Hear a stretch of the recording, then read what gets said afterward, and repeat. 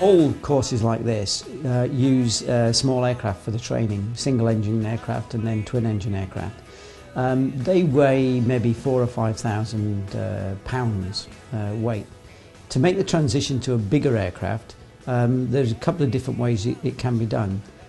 Some airlines require people to do a jet orientation course, like the ones that we run, and that's a halfway house. It prepares people for the airline environment and the jet, but it's not exactly the same as the jet. Some people do that, some people go direct into an airline.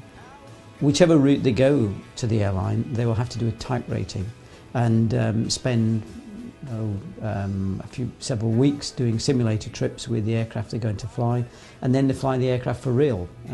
So they do, first of all, type rating, which is in the simulator.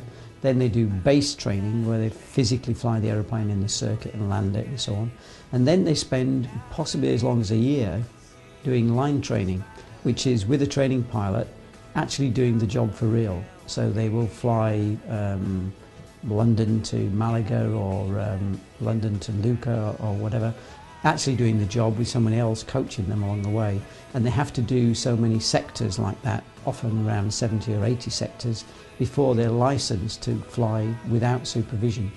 So the course here is a year and a half nearly to get the type rating, and then complete line training is another year and a half. So it takes 3 years and sometimes longer. My advice, first of all, is that if anyone is thinking of being a pilot, you've got to start to try and prepare yourself as soon as you can. So when you're 14, 15, 16 and you're choosing which subjects to do at school, if you can do maths and physics, science subjects in general, that will help you because there is a lot of maths and physics in the course. Later, if you can go flying, great. It's not a requirement, it's not essential, but being in a small aircraft once is useful because you might not like it. You might think it's a good idea, but you might not like it. Once you've got to 17, 18-year-old, you can start training. Airlines, by choice, don't like people to start too soon, because when you become a first officer on an airline, if something happens to the captain, you have to take over. And a lot of countries, their regulations say they don't want you doing that until you're about 21 for maturity.